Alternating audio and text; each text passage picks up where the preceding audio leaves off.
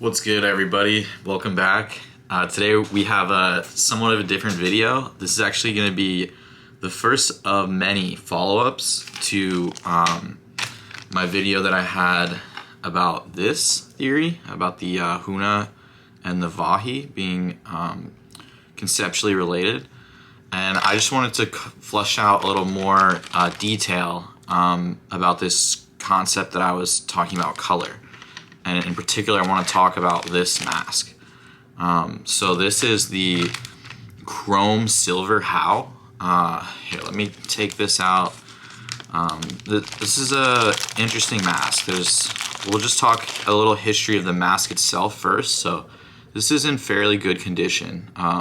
These masks are chrome silver, and so this is not a dye like most Lego pieces. If you remember back in the day, the lightsaber hilt, for example, was colored with this. And so what it is it's actually some sort of plating, or, I don't know exactly how they do it, but here's some examples. So this is a chrome piece. This is like an exhaust pipe. And so look what happens is this is a clear piece, actually, that would be colored like this, but it wears off over time. It flakes off. And Lego, this is a known issue of Lego. So here's a lightsaber. This is a new one. This is from a recent advent calendar. But the lightsabers used to have this same issue. The swords did as well. The Silver Knights Kingdom swords, or whichever lines those were. Arguably, one of the greatest Lego pieces of all time. I think the sword. But they would wear off around where the minifigure held the lightsaber, kind of iconically. And so these are, if I was going to be,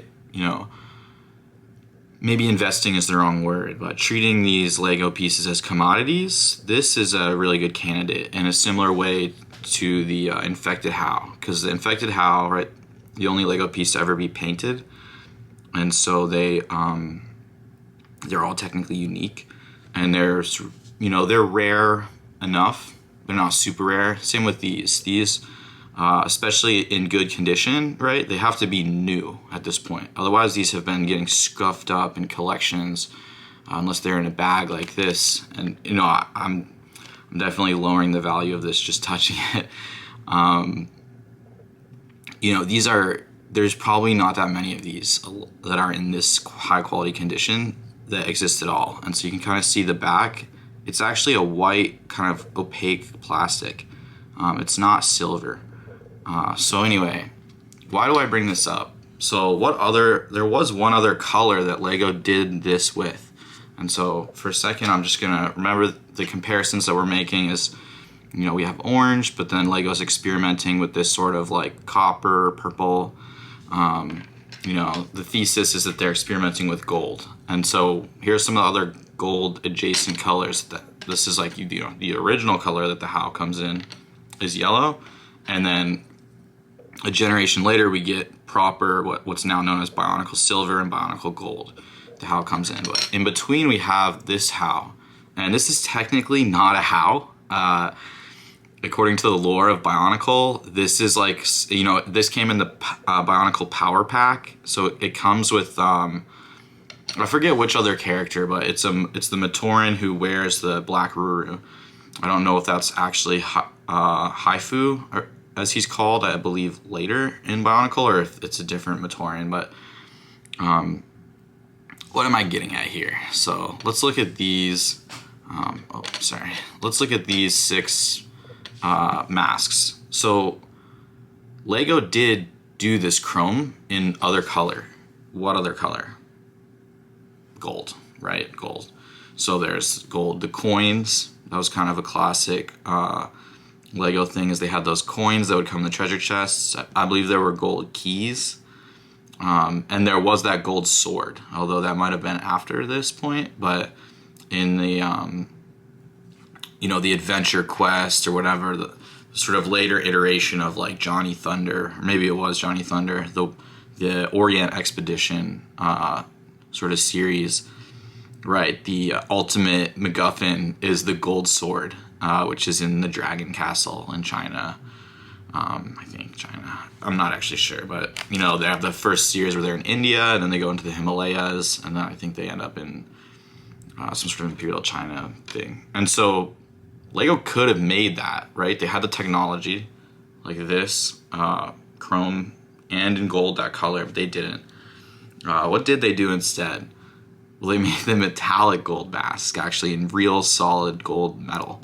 And so it's almost like you maybe had you think about this decision tree as like, oh, all the comics have this gold mask in them already. It's this whole thing that's like, and gold, right? Gold is, remember, like around that era, 2000s, like gold was just like so cool. We all had like Olympic fever a little bit. And, what they do is they decide to test this with silver, and so they don't make a gold. And the way that I picture this, which is like pure speculation, is that, if they had told like the CEO or, whoever's approving the budget for these projects, like, oh, we're gonna use the gold paint, this chrome gold aesthetic and paint them, and we'd like to try testing like a steel silver mask or something. Like for some reason they didn't want to go that route. They wanted the actual metal to be gold. And I don't know if this was like a cost thing or if they wanted it to be something that would never tarnish, and so they have to do gold. But essentially my point is that if they had made this in gold, like chrome spray in gold, it would have made that actual gold HAL that there are only 3 of, even though way, way different, it would have made it not as unique, not as cool. And so I do think that's part of the decision process that goes into this being in silver. And then, oddly enough, this mat is real one-off. I do think this was some sort of prototype or pilot that they were looking at. In the canon of Bionicle, as far as I understand it, this is not technically a HAL. It's like just some other mask entirely, because the silver color makes it special. I'd love if anyone knows more about all that history. It's just something I read at one point on like a wiki, and so who knows. But anyway, so the sort of to summarize, like to wrap it all up here, we also have this silver mask that's a rare 2001 mask that is also, I think, indicates to us what Lego Group was doing with their color experimentation.